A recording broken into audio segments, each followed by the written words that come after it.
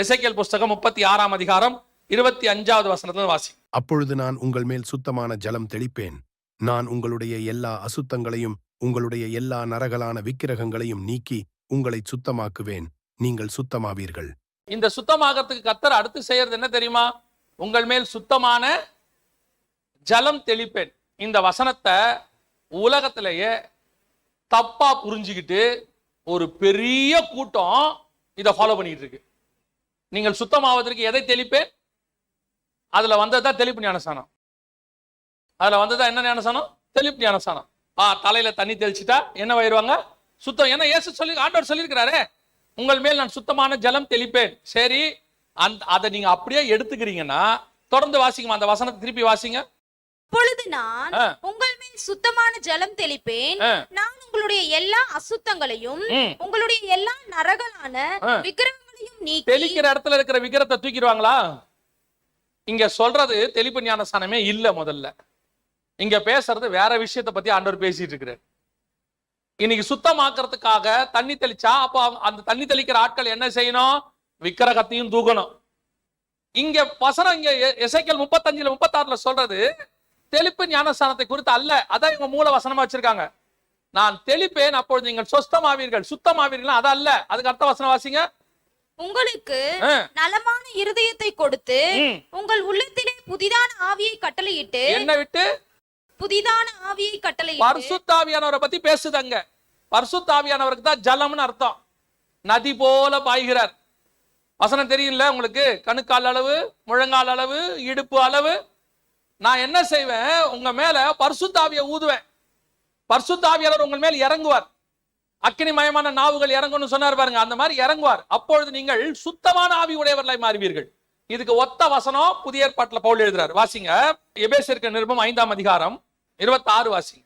தாம் அதை திருவசனத்தை கொண்டு தண்ணீர் முழுக்கினால் சுத்திகரித்து பரிசுத்தமாக்குகிறதற்கு கலை திரை முதலானவைகள் ஒன்றும் இல்லாத பரிசுத்தமும் பிழையற்றதுமான மகிமையுள்ள சபையாக அதை தமக்கு முன் நிறுத்திக் கொள்வதற்கும் தம்மை தாமே அதற்காக ஒப்பு கொடுத்தார். இந்த வசனத்துல இந்த செய்தியோட எல்லா பாயிண்டும் இருக்கும். இப்ப நம்ம எடுக்கிற எல்லா பாயிண்டும் இந்த ஒரே வசனத்துல இருக்கும். எபேசியர் 5:26 வசனம் சொல்லுது, அவர் தம்மை ஒப்பு கொடுத்து சபையை நிலைநிறுத்தினார். அதான் ரத்தத்தால கழுவினார். அடுத்து எதனால கழுவுறாரு? வசனத்தினாலே. அடுத்து எதனால? தண்ணீர் முழுக்கினாலே கரை திரை அற்ற மணவாட்டி சபையாக நிறுத்துவதற்கு. அப்ப சபை முதலாவது ரத்தத்தாலே கழுவப்படுகிறது. இரண்டாவது எதனால? வசனத்தினாலே சுத்திகரிக்கப்படுகிறது. மூன்றாவது எதனால? தண்ணீர் முழுக்கினாலே. ரத்தத்தால கழுவி, வசனத்தினால கழுவி, கடைசியா பரிசுத்த ஆவியில நீங்க மூழ்கி நீந்தி மூழ்கணுமே. பாட்டு இருக்குது. பரிசுத்த ஆவியினுடைய சுத்திகரிப்பு இருக்கு. அவர் திருத்துவார். பல நேரங்களில பரிசுத்த ஆவியானவர் சபைகளுக்கு சொல்லுகிறதை காதுள்ளவன், ஆனா இங்க கேட்கறது இல்ல. ஒரு வசனம் இருக்கு, அந்த வசனம் சுத்திகரிக்கிறது தான். பல நேரத்துல உங்களுக்கு அந்த வசனம் புரியாது. அந்த வசனம் உங்களுக்கு என்ன செய்யாது? தெரியாது. ஒரு சில நேரத்தில் சிலருக்கு வசனம் படிக்க தெரியாது, எழுத படிக்கவே தெரியாது. அப்படிப்பட்ட அத்தனை பேருக்கும் சபைக்குள்ள வச்சு ஆவியானவர் என்ன பண்றார் தெரியுமா? அவர் பேசுகிறார், அவர் சுத்திகரிக்கிறார். ஆவியானவர் சொல்லுகிறத நீங்க கேட்டீங்கன்னா நீங்கள் சுத்தமாவீர்கள். இயேசு சொல்றாரு, நான் போய் உங்களுக்கு என்னத்தை அனுப்புவேன்? பரிசுத்த ஆவியை அனுப்புவேன். அவர் பாவத்தை குறித்தும் நீதியை குறித்தும் நியாய தீர்ப்பை குறித்தும் கண்டித்து உணர்த்துவார். அப்ப அடுத்து நீங்கள் வசனம் வந்துருச்சு, வசனம் சுத்திகரிக்கும். வசனத்துக்கு அடுத்த இன்னொரு சுத்திகரிப்பு இருக்குது. நீங்க வசனத்தை கேட்டுட்டீங்க, சர்ச்சில் பேசிட்டாங்க, ஆனா அந்த வசனம் உங்களுக்குள்ளே கிரியை செய்ய வைக்கிறது யார் தெரியுமா? பரிசுத்த ஆவியானவர். அவர் தான் உதவி செய்கிறவராக இருக்கிறார்.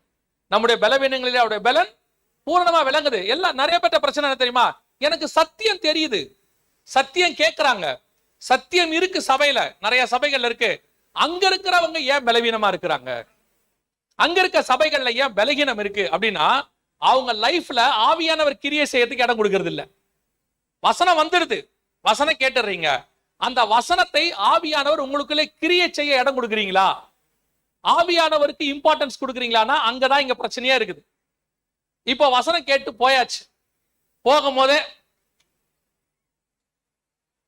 ஆவியானவர் எங்க பேசுறது? இங்க போகும்போதே நான் வந்து நீங்க இதுல தப்பான விஷயத்த பாக்குறீங்கன்னு சொல்லல, அதை புரிஞ்சுக்கோங்க. இதுல நீங்க தப்பான விஷயத்த பாக்குறீங்கன்னு சொல்லல. ஆவியானவருக்கு பிரியமில்லாத விஷயத்த பாக்குறீங்க. ஆவியானவருக்கு எது பிரியம்? இப்போ உங்களை நம்ம ஒரு உதாரணத்துக்கு சொல்றேன். நம்மளுக்கு கெட்ட வார்த்தைனா என்ன? இப்போ நமக்கு கெட்ட வார்த்தைனா ஒண்ணு இருக்குல்ல உலக பிரகாரமா, ஆனா ஆவியானவருக்கு கெட்ட வார்த்தைனா அது இல்ல. அவர் சொல்றாரு, பக்தி விருத்திக்கு ஏதுவான நல்ல வார்த்தைகளையே பேசுங்கள். அப்ப கெட்ட வார்த்தைனா என்னன்னா, உலகத்தான் பேசுறது அதெல்லாம் கெட்ட வார்த்தை. பக்தி விருத்திக்கு ஏதுவல்லாத வார்த்தையை பேசுறமே, அதுவே அவருக்கு கெட்ட வார்த்தைன்னு இருக்குது. இப்படி யோசிச்சு பாருங்க. எத்தனை பேர் ஒரு ஜேர்னி போறீங்க, ஒரு டிராவல், ஒரு 3 மணி நேரம் 4 மணி நேரம் யாரோ ஒருத்தரோட போறீங்க. எவ்வளவு பக்தி விருத்திக்கு ஏதுவா பேசியிருப்பீங்க? எவ்வளவு பேசியிருப்பீங்க? எத்தனை பேர் பக்தி விருத்திக்கு ஏதோ அவங்க டிராவல்ல பேசுவீங்க சொல்லுங்க. அதே மாதிரி தான் ஆவிக்குரிய வாழ்க்கையிலும் சரி, நம்ம எப்பவுமே என்ன செய்யணும் அப்படின்னா, தேவையானதுக்கு மட்டும்தான் பேசணும். தேவையானதுக்கு என்ன செய்யக்கூடாது? ஆவியானவர் சொல்றாரு, அதுலயும் பக்தி விருத்திக்கு ஏதுவானது மட்டும்தான் பேசணும். வேற எதையும் என்ன செய்யக்கூடாது? பேசக்கூடாது. இப்ப நம்ம அப்படி செஞ்சிட்டு இருக்கிறோமா? பக்தி விருத்திக்கு ஏதுவானதை மட்டும் பேசுறோமா? இன்னைக்கு ஆகாத சம்பாஷணைகள் நல்லொழுக்கத்தை என்ன செய்யுமா? கெடுக்கும். அப்படிதான் ஆகாத சம்பாஷணைகள் நல்லொழுக்கத்தை கெடுக்கும். அதே தான் உங்களுக்கு சொல்றேன், கவனிங்க. பரிசுத்த ஆவியானவர் உங்ககிட்ட பேசும்போது அவருக்கு இடம் கொடுக்கணும். பரிசுத்த ஆவியானவர் உள்ளே வரும்போது இடம் கொடுக்கணும். அவர் வந்து உங்களை சுத்திகரிக்கணும். அப்ப அவருக்கு நீங்க கொஞ்சம் இடம் கொடுக்கணும்ல. வசனம் கேட்கறதுனால மட்டும் நீங்கள் சுத்திகரிக்கப்பட்டீங்கன்னா இல்ல. வசனம் வரும். வாலிபன் எதனால் தன் வழியை சுத்தம் பண்ணுவான்? கர்த்தருடைய வசனத்தின்படி தன்னை. ஆனால் ஆவியானவர் தான் பலப்படுத்துகிறவர். நம்ம பாவத்தை விட நம்முடைய மாம்சம் இல்ல இருக்குல்ல, அந்த பாவம் எல்லாம் பெருசு. அதை ஜெயிக்கிற வல்லமை ஆவியானவர்கிட்ட தான் இருக்குது. அவர் தான் நமக்கு துணை செய்கிறவர். அப்போ சபை சுத்திகரிக்கப்படுவதற்கு 3வது மிக முக்கியமானது என்னது? பரிசுத்த ஆவியானவர். அதனாலதான் நம்ம ஆவிக்குரிய சபைன்னு சொல்றோம். பல இடங்கள்ல சபைகளை நீங்க போய் பாத்தீங்கன்னு சொன்னா, ஆண்டவர் இருக்கிறாரு, பைபிள் இருக்கு, எல்லாம் இருக்கு, ஆவியானவர் இல்ல. ஆவியானவர் இல்லாததுனால சபை பூர்ணமாகுதல் இல்லை. சபை என்ன ஆக மாட்டேங்குது? பரிசுத்தமாக மாட்டேங்குது. குடிக்கிறவன், சிகரெட் பிடிக்கிறவன் எல்லாம் அங்க சகஜமா இருக்குது. கேட்டா சொல்றாங்க, பண்டிகைக்கு குடிக்கிறது ஒண்ணும் தப்பு இல்லைங்க, பண்டிகைக்கு அத்தனை பேர் என்ன பண்ணிட்டு வரான்? குடிச்சிட்டு வரான். ஆனா இங்க பாருங்க, ஆவியானவர் அதை கண்டித்து உணர்த்துகிறார். குடிக்க கூடாது, சிகரெட் பிடிக்க கூடாது, இப்படிலாம் செய்யக்கூடாது. இதை கண்டித்து, அந்த கண்டித்தல் யார் செய்வா? ஆவியானவர் செய்வார். அதுக்கு நீங்கள் செய்ய வேண்டிய 3வது மிக முக்கியமான விஷயம், பரிசுத்த ஆவியானவருக்கு என்ன கொடுக்கணும்? இடம் கொடுக்கணும். இடம் கொடுத்து அவர் சுத்திகரிக்கிறது உங்க வாழ்க்கையை கொடுக்கணும். அதுக்குதான் எங்களுக்கு ஆரம்பத்தில் என்ன சொல்லி கொடுப்பாங்க அப்படின்னு சொல்லி கேட்டீங்கன்னா, சர்ச்சுக்கு போகும்போது டெய்லி ஜெபம் பண்ணணும்னு சொல்லி கொடுப்பாங்க. எங்க சபையில டெய்லி ஜெபம் இருக்கும் 7 to 8. அதே நேரத்தில் எங்களுக்கு என்ன சொல்லுவாங்கன்னா, தனி ஜெபம்னு ஒன்று இருக்கணும்பாங்க. ஆரம்பத்தில் எங்க 3 பேர் நாங்க இருப்போம் நண்பர்கள், 3 பேரும் ஆண்டவரை ஏற்றுக்கொண்டவங்க. டெய்லி 1 மணி நேரம் ஜெபம் பண்ணுவோம். ஆண்டவருக்கு தெரியும், காலேஜ் எல்லாருமே காலேஜ் போறவங்க. 3 பேரும் உட்காந்து டெய்லி 1 மணி நேரம் ஜெபம் பண்ணுவோம். அது எங்களை ஆவிக்குரிய வாழ்க்கைக்கு மிகுந்த பிரயோஜனமா இருந்துச்சு. அந்த வாலிப பிராயத்துல உலகத்தை ஜெயிக்கிறதுக்கும் ஆண்டவருக்குள்ள ஸ்திரப்படுறதுக்கு, இன்னும் சபையில கொடுக்குற வசனத்தை ஃபாலோ பண்றதுக்கு, அந்த ஆவியில நிறைஞ்சு 1 மணி நேரம் ஜெபம் பண்றோம்ல, அது மிகுந்த பிரயோஜனமா இருக்கும். இன்னைக்கு நம்ம என்ன நினைக்கிறோம்? சர்ச்சுக்கு வந்துட்டு போறோம், ஞாயிற்றுக்கிழமை ஒரு நாள் வந்துட்டு போயாச்சுன்னா நம்முடையதான ஆவிக்குரிய கடமை நிறைவேறிடுச்சு அப்படின்னு நினைக்கிறோம். ஆனா இல்ல, உங்க வாழ்க்கையில ஆவியானவருக்கு இடம் கொடுக்கணும். உங்களுக்கும் ஆவியானவருக்கும் மனுஷன் தொடர்பு இல்லாம ஒரு 1 மணி நேரமாவது டெய்லி இருக்கணும். நீங்களும் ஆவியானவரும் உட்காந்து ஒரு 1 மணி நேரம் உட்காந்து நல்லா ஜெபம் பண்ணி பாருங்க. உங்களை அறியாமலேயே உங்க ஆவிக்குரிய வாழ்க்கையில ஒரு பலன் வரும். எப்படிங்க வரும் அப்படின்னா, பாருங்க, நீங்க ரொம்ப வீக்கா போய் ஹாஸ்பிட்டல்ல படுக்கிறீங்க, அவ்வளவுதான், மயக்கம் அடிச்சிட்டீங்க, உங்களை கொண்டு போய் படுக்க வச்சுட்டாங்க. உங்களுக்கு வாய் வழியா மருந்துலாம் கொடுக்க முடியாது. என்ன பண்ணுவாங்கன்னா, ட்ரிப்ஸ் போடுவாங்க இல்லையா? ட்ரிப்ஸ் ஏத்துறாங்கல்ல, அதுலயே என்ன பண்ணுவாங்க? மெடிசனும் போடுவாங்க. நல்லா கவனிச்சு பாத்தீங்களா? ஒரு 2 மணி நேரத்துல ஜுரம் இறங்கிடுது. இறங்குதா இல்லையா? நல்லா இறங்கிடுது. ஆட்டோமேட்டிக்கா ஒரு பலன் வருது. அப்புறம் 2-3 நாள் அங்கேயே இருக்கீங்க. இப்ப நீங்க ஏஞ்சி உட்கார்ற அளவுக்கு மாறிடுறீங்க. எப்படி நடந்துச்சு? எப்படி நடந்துச்சு? அந்த மருந்து உள்ள போய் என்ன பண்ணுச்சு உங்களுக்கு தெரியுமா? எந்தெந்த இடத்துக்கு போச்சுன்னு தெரியுமா? அந்த மருந்துல இருக்கிறதான அந்த கெமிக்கலோ அல்லது காரியங்களோ உங்க உடம்புக்குள்ள எந்தெந்த கிடைச்சு போது தெரியுமா? தெரியாது. உள்ள போச்சு, அது போய் வேலை செய்து அதோடையதான ரியாக்ஷன் வெளியே தெரியுது. படுத்திருந்த நீங்க ஏஞ்சி உட்கார்ற அளவுக்கு வந்துட்டீங்க. இப்ப வீட்டுக்கு போக சொல்றாங்க. போகும்போது சொல்லுவாங்க, இன்னென்ன டயட் கொடுங்க. இந்த டயட்டை நீங்க டெய்லி ஒரு வாரம் கரெக்டா சாப்பிடுவீங்க, மாத்திரை போடுவீங்க. நல்லா கவனிச்சு பாருங்க, அப்படியே உங்களுடையதான உடம்பு நல்லா தேறிக்கிட்டே வரும். இப்ப அந்த சாப்பாடு உள்ள போய் என்ன பண்ணுச்சு தெரியுமா? அந்த மருந்து என்ன பண்ணுச்சு தெரியுமா? தெரியாது. அதை நீங்க எடுக்க எடுக்க இங்கே உங்க சரீரம் பலப்படுது. அதே மாதிரிதான் நீங்கள் வேத வசனத்தை வாசிக்க வாசிக்க, டெய்லி ஆவியில நிறைஞ்சு ஜெபிக்க ஜெபிக்க ஜெபிக்க, ஆட்டோமேட்டிக்கா உங்கள் ஆத்மா பலனடைய தொடங்கும். உங்க ஆவியில ஒரு களி கூறுதல் வரும். அது எப்படிங்க வெளியே தெரியாது? தெரியும். எப்படி உள்ள மருந்து போனா வெளியே பலன் தெரியுதோ, அதே மாதிரிதான் உள்ளுக்குள்ள ஆவியானவர் ஸ்திரப்பட ஸ்திரப்பட ஸ்திரப்பட வசனம் உங்களுக்குள்ள ஊற ஊற ஊற உங்களுடைய ஆவிக்குரிய வாழ்க்கை ஜெயம் பெறுகிறது நீங்கள் பார்ப்பீர்கள். நீங்க எதுல தோத்துக்கிட்டு இருந்தீங்களோ அதுல ஜெயிப்பீங்க. எதுல விழுந்துகிட்டு இருந்தீங்களோ அதை ஜெயிப்பீங்க. எதை விட முடியாதுன்னீங்களோ அதை விட்டு இருப்பீங்க. அதுக்கு ஆவியானவர் உங்களுக்குள்ள வரத்துக்கு நீங்க இடம் கொடுக்கணும்ல. அந்த இடம் கொடுக்கறதுக்கு ஒரு மணி நேரமாவது வேணாமா? டாக்டர் சொல்றாரு 3 நாள் ஐசியூல வைங்கன்றாரு. அப்பதான் காப்பாற்ற முடியுங்கிறாரு. நீங்க 1 மணி நேரம் ஆண்டவரோட இருங்க, டெய்லி இருங்க. அந்த 1 மணி நேரம் ஆண்டவரை தவிர வேற யாருக்கும் இல்லைன்னு வைங்க. நான் ஆவியானவருடைய துணையோட சொல்றேன், நான் பலப்படுத்தினால சொல்றேன், உங்க ஆவிக்குரிய வாழ்க்கைய பலப்படுத்தி உயர்த்தி சுத்திகரித்து பரிசுத்தவான்கள் ஆகும்படி ஆவியானவர் உங்களை மாத்துவார். அது நடக்கும், கண்டிப்பா நடக்கும். ஆனா நீங்க அந்த 1 மணி நேரத்தை கொடுக்காம, இது எப்படி இருக்கு தெரியுமா? சில ஆட்கள்லாம் வீட்டுல இந்த சகோதரிமார்கள்லாம் நல்லா வேலை செய்வாங்க, சாப்பிட மாட்டாங்க பாருங்க. அப்புறம் நல்லா வேலை பார்த்துக்கிட்டே இருப்பாங்க. அப்புறம் துணி துவச்சி பாத்திரம் வேலைக்கு அதை பண்ணி இதை பண்ணி வீட்டு வேலையை பார்த்து சில வெளியில வேலைக்கு போவாங்க. பார்த்தா அப்படியே மயக்கடிச்ச மாதிரி வந்து உட்காருவாங்க. என்னன்னா காலையில இருந்து சாப்பிடல மறந்துட்டேம்பாங்க. சாப்பிட்றத என்ன பண்ணுவாங்க? மறந்துடுவாங்க. ஆனா சாப்பிட்றத விட்ட உடனே ஆட்டோமேட்டிக்கா என்ன ஆகுது? பாடி வீக் ஆகுது. அதே மாதிரிதான் உங்களை அறியாமலேயே நீங்கள் ஜெபிக்காமல் இருக்க இருக்க, வேத வசனத்தை வாசிக்காமல் இருக்க இருக்க இருக்க உங்கள் ஆத்மா பலவீனப்பட்டுக்கிட்டே போகும். நீங்கள் ஒரு நாள் பாவத்தில் விழுகிறதில்லை, அது ஒரு ப்ராசஸ். நீங்கள் பலப்படப்பட உங்களுக்குள்ள இருந்து ஆவியானவர் உங்களை சுத்திகரிச்சுக்கிட்டே இருப்பார், சுத்தமாக்கிட்டே இருப்பார். உலகத்தில் உள்ள எல்லா பரிசுத்தவான்களும் ஒரு நாள்ல அவங்க பரிசுத்தவானா மாறல, 50 வருஷம் கழிக்கும் போது அவங்க மிகப்பெரிய பரிசுத்தவானா இருக்காங்க. காரணம் என்னன்னா, இந்த 50 வருஷம் அவங்க ஆவியானவர் பலப்படுத்தி பலப்படுத்தி பலப்படுத்தி தேவனோட நடந்து சஞ்சரிச்சு சஞ்சரிச்சு 300 வருஷம் கழிச்சு ஏனோக்கு எடுத்துக்கொள்ளப்பட்டார். அவர் 300 வருஷத்துக்கு முன்னாடி சஞ்சரிக்க ஆரம்பிச்சிட்டாரு. ஆனா டே 1ல எடுத்துக்கொள்ளப்படல, 300 வருஷம் கழிச்சு எடுத்துக்கொள்ளப்பட. காரணம், அந்த 300 வருஷங்கிறது ஒரு ப்ராசஸ், அது ஒரு ப்ராசஸ். அதே மாதிரிதான் நீங்கள் டெய்லி ஜெபிச்சு ஜெபிச்சு ஜெபிச்சு வேதத்தை வாசிக்கிறது ஒரு மணி நேரம் கர்த்தரோடு கூட அதை விட்டுறணும். அந்த 1 மணி நேரத்தை ஆண்டவருக்குன்னு விட்டுறணும். அதை எந்த நேரத்துக்கும் மாற்றக்கூடாது. நீங்க செஞ்சு பாருங்க, உங்க ஆவிக்குரிய வாழ்க்கை எப்படி மாறுதுன்னு பாருங்க. உங்களை பரிசுத்தவான்களாக்கும்படி ஆவியானவர் உங்களுக்கு உதவி செய்வார். ஒரு வசனம் வாசிங்க, முடிக்கலாம். 2 கொரிந்தியர் 7ஆம் அதிகாரம் 1வது வசனம் வாசிங்க, முடிக்கலாம். 2 கொரிந்தியர் 7:1 வாசிங்க. இப்படிப்பட்ட வாக்குத்தத்தங்கள் நமக்கு உண்டாயிருக்கிறபடியினால் பிரியமானவர்களே, மாம்சத்திலும் ஆவியிலும் உண்டான எல்லா அசுசையும் நீங்க நம்மை சுத்திகரித்துக் கொண்டு பரிசுத்தமாக்குதலை தேவ பயத்தோடு பூரணப்படுத்த கடவோம். பரிசுத்தமாக்குதலை என்ன பண்ணணும்? பூரணப்படுத்தணும். அதைத்தான் சொன்னேன். ஒன் சேவ்டு எவர் சேவ்டு கிடையாது. ஒரு நாள் ரட்சிக்கப்பட்டா பரலோகத்துக்கு போயிடுவோன்னு பைபிள்ல இல்லவே இல்லை. உங்கள் பரிசுத்தமாக்குதல் என்னவாகணும்? பூரணப்படணும். ஒரு நாள் பரிசுத்தமாக்கப்பட்டு சபைக்குள் வந்த நாம் பரிசுத்தவான்கள் ஆகணும். எப்படி ஆகணும்? பூரண பரிசுத்தவான்களை மாறணும். உங்கள் பரிசுத்தம் பூர்ணராகும்படி வாசிங்கம்மா தொடர்ந்து. இப்படிப்பட்ட வாக்குத்தத்தங்கள் நமக்கு உண்டாயிருக்கிறபடியினால் பிரியமானவர்களே, மாம்சத்திலும்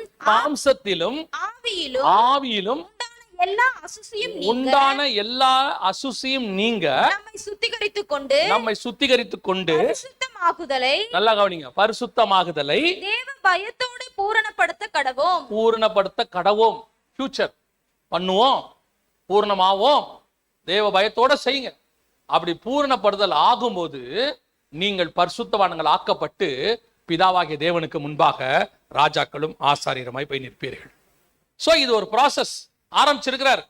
உங்களை எதுக்காக பரிசுத்தமாக்கி சபைக்குள்ள கொண்டு வந்தாருன்னா, ஒவ்வொரு நாளும் பரிசுத்தமாவதற்கு. ஒவ்வொரு நாளும் அந்த பரிசுத்தமாகி அதான் பைபிள் வசனம் சொல்லுது, பரிசுத்தம் உள்ளவன் இன்னும் பரிசுத்தமாகட்டும், இன்னும் பரிசுத்தம். எப்படி வரைக்கும்? பூர்ணராகும்படி. பூரணம்னா என்ன? பரிசுத்தத்தின் பூரணம் இயேசு.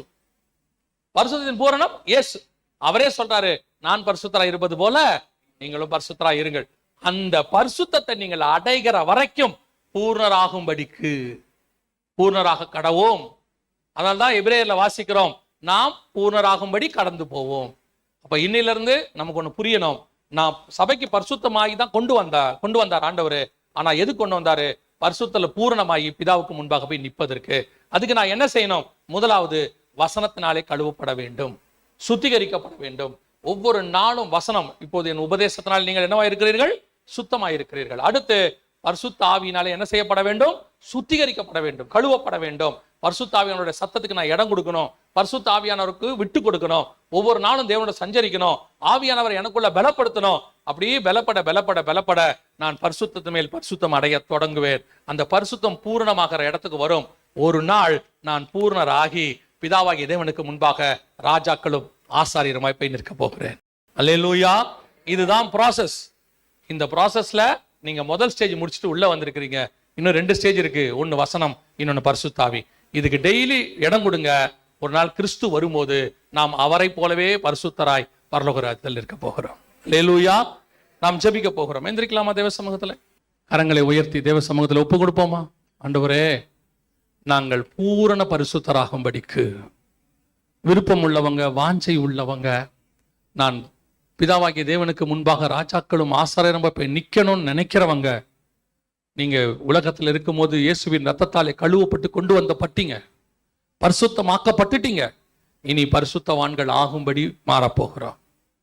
வசனம் சொல்லுது, நம்முடைய பரிசுத்தத்தில் பூரணப்படும்படி நாம் கடந்து போக போகிறோம். வசனத்தினாலும் ஆவியினாலும் நீங்கள் சுத்திகரிக்கப்படுவீர்கள். கர்த்தர் உங்களை சுத்தமாக்குவார். விட்டு கொடுங்க, வசனத்துக்கு இம்பார்ட்டன்ஸ் கொடுங்க. கொடுக்கிற வசனத்துக்கு, பேசுகிற வசனத்துக்கு, ஆவியானவர் இடைபடுற வசனத்துக்கு உங்களை விட்டு கொடுங்க. தினந்தோறும் வசனத்தை தியானிங்க. 2வது, ஆவியானவருக்கு உங்க வாழ்க்கையில இடம் கொடுங்க. டெய்லி ஆவியானவரோட கூட நடங்க.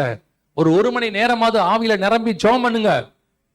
தனி அறையில உங்களுக்கும் ஆவியானவருக்கு நடுவில் யாருக்கும் இடம் கொடுக்காம ஒரு மணி நேரமாவது நீங்களும் ஆவியானவரும் 1 மணி நேரம் ஆவியானவர் உங்களை பலப்படுத்துவார். சில காரியங்களை கண்டித்து உணர்த்துவார். உன் பலவீனங்களிலே அவர் பலப்படுத்துவார். அவர்தான் உங்களை பூரண மனவாட்டியை மாத்தி ராஜாக்கள் கையில் கொண்டு ஒப்படைக்கிறவர். ராஜாவாகிய இயேசுவுக்கு முன்பாக கொண்டு போகிறவர் அவர்தான். ஒப்பு கொடுப்போமா? இந்த விருப்பம், வாஞ்ச எனக்கு இருக்கு, ஆண்டவர் என்னோட பேசி இருக்கிறாரு, நான் பூர்ணராகும்படி கடந்து போக போனோம் அப்படி சொல்றவங்க கரங்களை தேவனுக்கு நேராக உயர்த்தி, ஆண்டவரே உடைய கிருபையுள்ள கரத்துல என்னை தாழ்த்துகிறேன், விட்டு கொடுக்கிறேன், ஆண்டவரே என்னை சுத்திகரிங்கப்பா. ஒப்பு கொடுப்போமா? நல்ல தகப்பனே, சர்வ வல்லமையுள்ள ஆண்டவரே, ஆண்டவரே உடைய ரத்தத்தால் கழுவப்பட்டு அழைத்து கொண்டு வரப்பட்ட இந்த பரிசுத்தமாக்கப்பட்ட பரிசுத்தவான்களுக்கு ஆண்டவரே இன்னும் பரிசுத்தமாகுதலை குறித்து, எப்படி பரிசுத்தமாக வேண்டும் என்பதை குறித்து, வசனத்தினாலும் ஆவியினாலும் சுத்திகரிக்கப்பட வேண்டியதை குறித்து, வசனத்தினாலும் ஜலத்தினாலும் மூழ்கப்பட வேண்டியதை குறித்து ஆவியானவர் இடைப்பட்ட தயவுக்காக ஸ்தோத்திரம். இந்த வசனங்கள் 100க்கு 100 பலன் கொடுக்கட்டும், 100க்கு 100 பலன் கொடுக்கட்டும். இந்த வசனத்தை பிசாசானவன் பொறுக்கி போட்டு விடாதபடி கர்த்தர் வேலியடைத்து பாதுகாத்துக் கொள்வீராக. மகிமையுள்ள கரத்தில் தாழ்த்துகிறோம் எங்கள் ஆண்டவர் இயேசு கிறிஸ்துவின் நாமத்தில் பிதாவே.